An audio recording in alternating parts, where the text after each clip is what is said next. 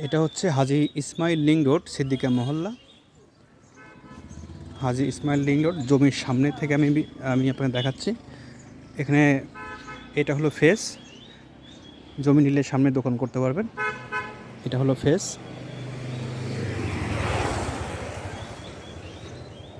প্রায় 35-38 ফিটের মতো ফেজ আছে। এটা হাজী ইসমাইল লিং রোড, সিদ্দিকা মহল্লা। এটা হলো জমির ফেস, জমির ভিতরের অংশটা আপনাকে আমি দেখিয়ে দিলাম।